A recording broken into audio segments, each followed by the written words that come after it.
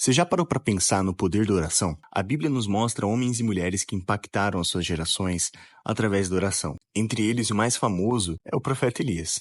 Elias não era um homem com superpoderes. Ele era alguém como eu e você, diz o livro de Tiago. Mas a sua vida de oração fez com que ele visse milagres, desafiasse reis e experimentasse o sobrenatural de Deus. Através da oração, ele fechou os céus, fez o fogo descer do céu e até enfrentou uma das maiores crises espirituais de Israel. Se você deseja aprender mais sobre a vida de oração, que pode transformar a sua vida, então essa mensagem do reverendo Hernandes Dias Lopes é para você. Irmãos queridos, esta é uma noite tão memorável para todos nós, um tempo de gratidão por aquilo que Deus fez neste ano de 2024. Foram tantas bênçãos, tantos livramentos, tantas manifestações generosas da providência de Deus. O simples fato de estarmos aqui hoje, com vida, com saúde, é uma evidência eloquente do que Deus tem feito.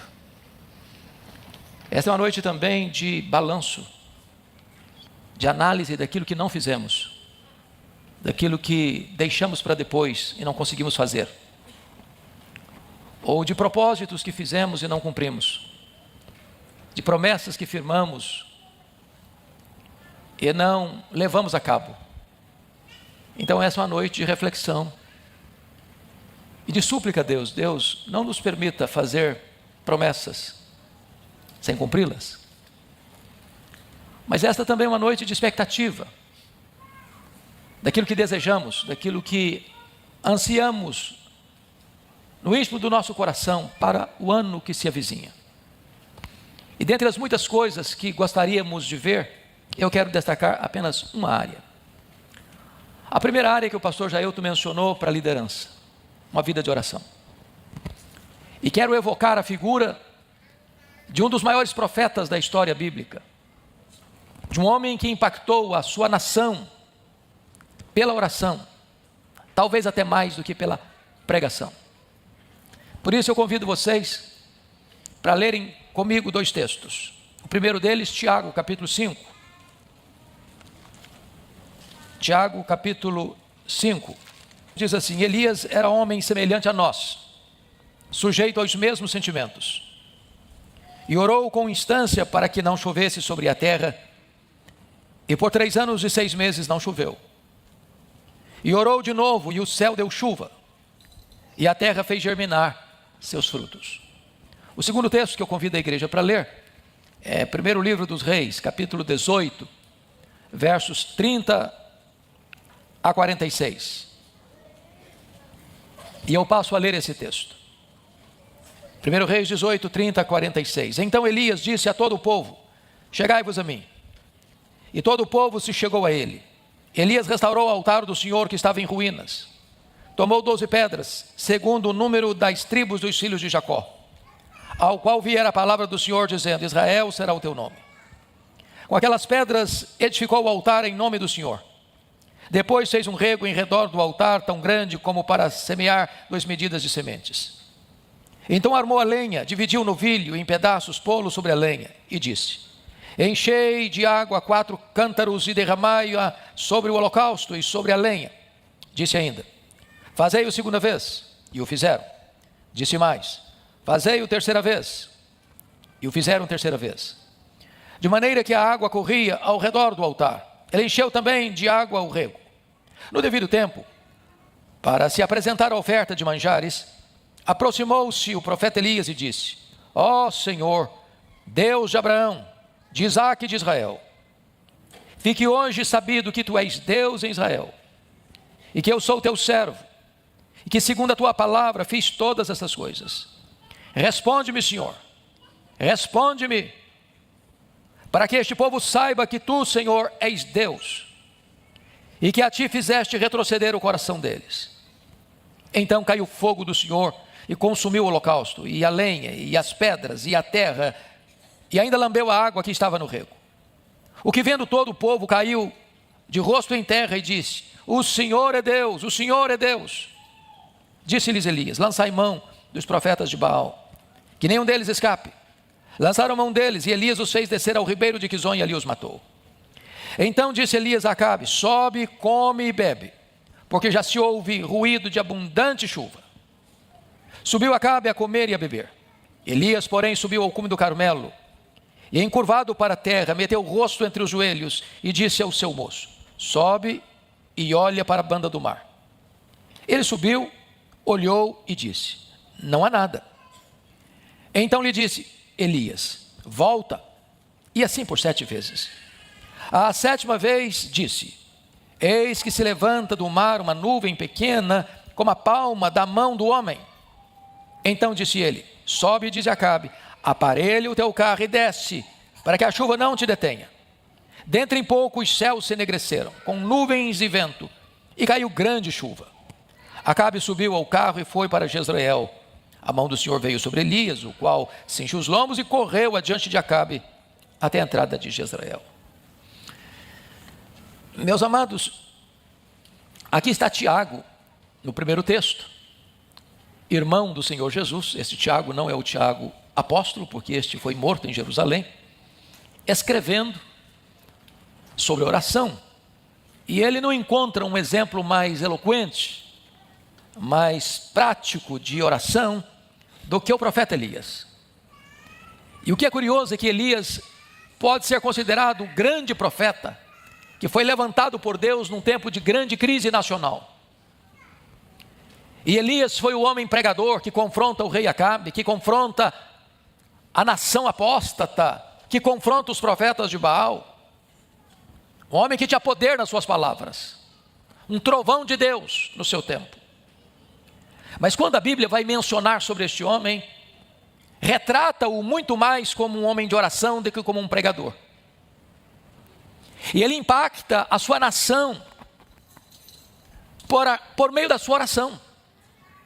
E o que é curioso é que Tiago faz questão de relatar que Elias era um homem como você e eu. Não era um super-homem, não era um super-crente, não era um super-profeta. Era um comum, semelhante a nós. Mas ele orou para não chover, e durante 3 anos e meio não choveu. Ele volta a orar e Deus dá chuva sobre a terra. Ele ora e o menino ressuscita. Ele ora e o fogo cai do céu. Ele ora e as torrentes descem para regar a terra. Ele impacta o mundo com a sua oração. Talvez nós pudéssemos resumir a vida desse profeta em algumas telas. A primeira tela, Elias no palácio, confrontando o rei Acabe. A segunda tela, Elias no deserto, sendo treinado por Deus. A terceira tela, Elias em Sarepta, que pertence a Sidom, na fornalha de Deus. E talvez você pergunte, por que Deus mandou Elias para Sarepta em Sidom? Porque Sidom era a terra de Etbaal. Sidom era a terra de Jezabel. Sidom era o quartel-general da adoração a Baal. Deus está trazendo juízo à nação porque a nação está adorando um ídolo chamado Baal. E Baal era considerado o padroeiro da prosperidade. Quando as pessoas colhiam os campos, os frutos do campo, ou quando uma ovelha dava cria nos pastos, atribuía-se a Baal. Quando as pessoas se enriqueciam e prosperavam financeiramente, atribuía isso a Baal. Então Deus fecha as janelas dos céus. Então Deus recolhe as chuvas. Então Deus não deixa cair o orvalho. Então Deus destrói a reputação de Baal. E agora esse profeta que enfrentou o rei em Samaria, esse profeta que é sustentado por Deus em Querite, agora é enviado ao quartel-general de Baal para confrontar o inimigo no seu território, sendo ele sustentado por uma mulher viúva. Mas agora ele está de volta, por ordem de Deus. E então vemos a quarta tela na vida dele, Elias no Carmelo, na chamada Batalha dos Deuses. E eu chamo a sua atenção para a oração de Elias nesse texto.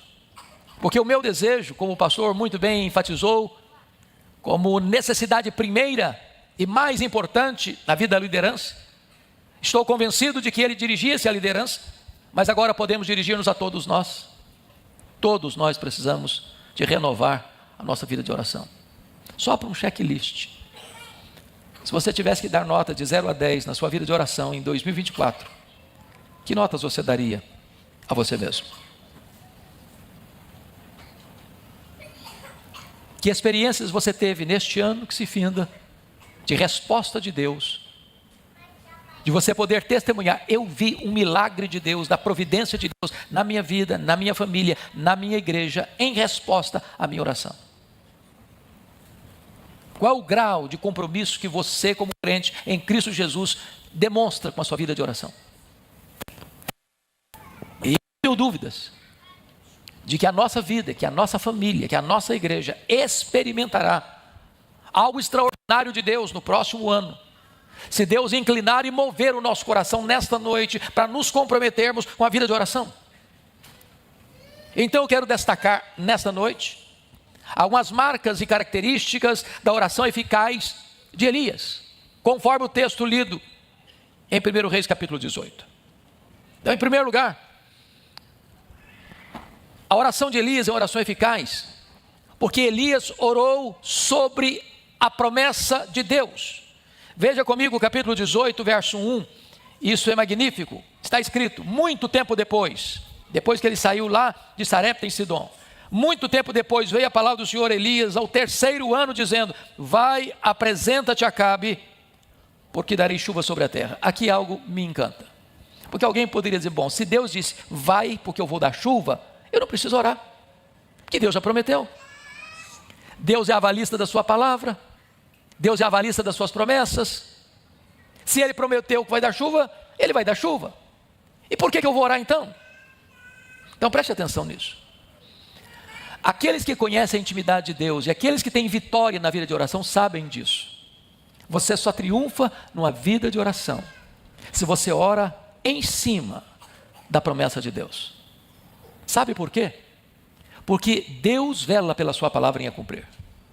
Quando você conhece quais são as promessas de Deus, você ora com segurança, você ora com certeza, você tem convicção de que Deus vai fazer. E sabe por que Deus vai fazer? Porque Ele não deixa nenhuma das suas promessas cair por terra. Em todas as suas promessas nós temos o sim e nós temos o amém.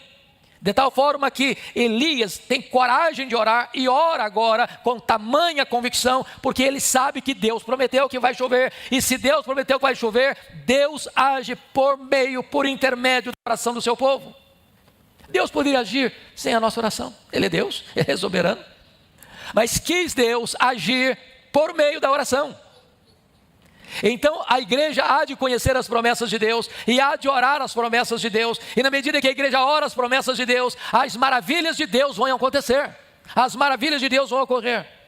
Porque nenhuma das promessas de Deus pode cair por terra. A segunda marca da oração eficaz de Elias é que Elias orou com base num sacrifício pelo pecado. Olha comigo o verso 24 e 4. Então invocai o nome do vosso Deus, e eu invocarei o nome do Senhor. E há de ser que o Deus que responder por fogo, esse é que é Deus. E todo o povo respondeu e disse: é boa esta palavra. Talvez você pergunte assim: eu não estou entendendo Elias, porque tem 3 anos e meio que não chove. O povo pode dizer: Elias, o problema aqui não é fogo, o que nós estamos precisando aqui é de água. Não estou te entendendo. Mas você está pedindo fogo, se o povo está precisando de água? A grande questão, irmãos, é por que Elias está orando pedindo fogo. Se vocês notaram, é que antes da bênção chegar, que era a chuva, era preciso tratar do pecado. A nação estava longe de Deus, afastada de Deus. O altar do Senhor estava em ruínas. E então é preciso restaurar o altar do Senhor primeiro. Pedir chuva sem passar pelo fogo era botar o carro na frente dos bois. Era pedir avivamento sem que o pecado fosse tratado. Aqui é um holocausto, aqui é uma oferta pelo pecado, aqui é o sacrifício pelo pecado. Então o que Elias está fazendo, meus amados irmãos, é dizer o seguinte para a nação: a não ser que vocês enfrentem o pecado, a não ser que o pecado seja tratado, a não ser que o sacrifício pelo pecado seja feito, a não ser que o fogo de Deus venha para queimar o holocausto, não haverá chuva. O que ele quer dizer com isso, irmão? Significa que se nós não enfrentarmos o nosso próprio pecado, se nós não acertarmos a nossa vida com Deus, se nós não colocarmos a nossa vida certa com Deus, as bênçãos de Deus serão retidas. A chuva não vem.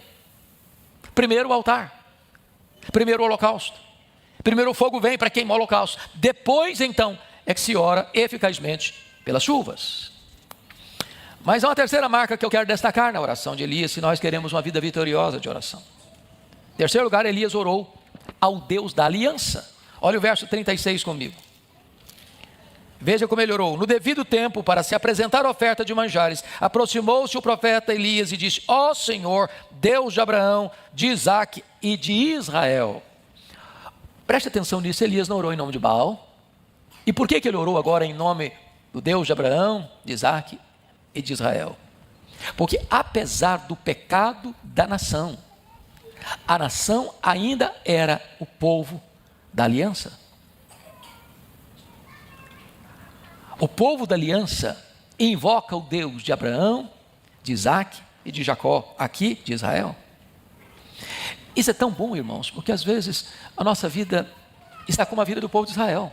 Nosso coração está meio dividido. Tem muita gente em cima do muro, não sabe se vai para lá, se vai para cá. Alguém que quer servir a Deus de um jeito que parece que agrada a Deus de um lado, desagrada a Deus do outro. Está cocheando entre dois pensamentos. Mas eu quero dizer para você nesta noite que apesar das nossas mazelas, apesar das nossas fraquezas, apesar das nossas limitações, Deus ainda nos considera seu povo.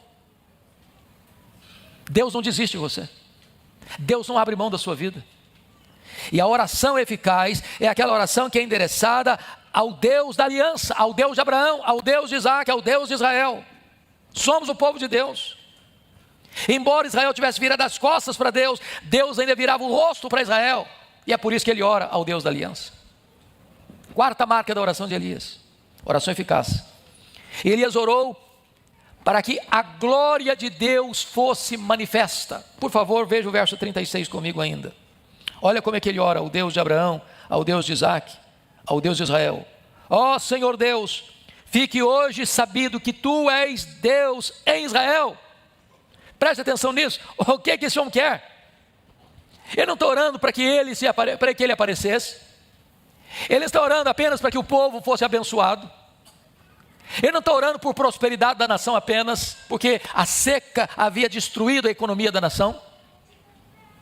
O principal foco de Elias é a glória de Deus. Ele está reivindicando a glória de Deus. Ele está orando para que Deus se revele ao povo e o povo conheça quem é o verdadeiro Deus. Então, qual é a principal motivação de um crente que ora? É que a glória de Deus seja estabelecida. É para que Deus seja conhecido. Vocês bem conhecem o nosso catecismo. E a pergunta: qual é o fim principal do homem? O fim principal do homem é glorificar a Deus e gozá-lo para sempre. Mas vem outra pergunta: e qual é o fim principal de Deus? O fim principal de Deus é glorificar a si mesmo. Não há outra motivação. Então, se eu oro apenas pensando em mim, Deus, eu quero, me dá, me abençoa minha casa, abençoa minha família, abençoa minha saúde, abençoa meu emprego, abençoa meu salário, abençoa isso, abençoa aquilo, para mim, nós estamos fazendo uma oração egoísta, humanista. A oração tem que visar a glória de Deus. Elias está orando com esse propósito: fique hoje sabido que tu és Deus em Israel. Nós precisamos orar para que fique sabido que Deus é Deus no Brasil. Eu não sei qual a causa que você vai trazer diante de Deus em 2025, que você tem como prioridade de ver na sua vida, no seu casamento, na sua família, na sua descendência, no seu trabalho, na sua vida espiritual. Mas em nome de Jesus, persevere, persevere, persevere. Seja um Elias dessa geração. Ah, mas ele era o profeta Elias. Mas quando Tiago vai querer trazer-nos a lição de que ele era um homem que Deus fazia milagres através da vida dele para impactar uma nação, o que Tiago chama atenção? Elias era um homem semelhante a nós. Então, mas um homem que orou, e a oração dele impactou a nação. Um profeta que é mais conhecido na história como um homem de oração do que como um pregador. Eu gostaria muito que você hoje, neste ano que se aproxima, renovasse o seu compromisso com Deus, de ser um homem de oração, uma mulher de oração. Talvez você tenha causas impossíveis na sua vida. Talvez você tenha causas impossíveis na sua família. Talvez você tenha alvos que humanamente não seriam possíveis serem atingidos. Mas Deus pode fazer infinitamente mais através da oração. Porque tudo quanto Deus pode fazer, Deus o faz através da oração do seu povo. Curva a sua fronte. Vamos orar.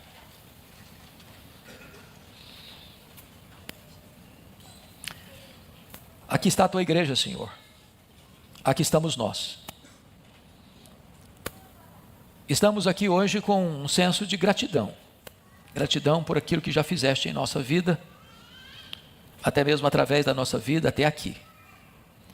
Mas estamos às portas de um novo ano, com novos desafios. E o que nós te pedimos agora é que tu renoves no nosso coração aquela confiança plena de que tu és o Deus que ouve, o Deus que vê, o Deus que age, o Deus que intervém.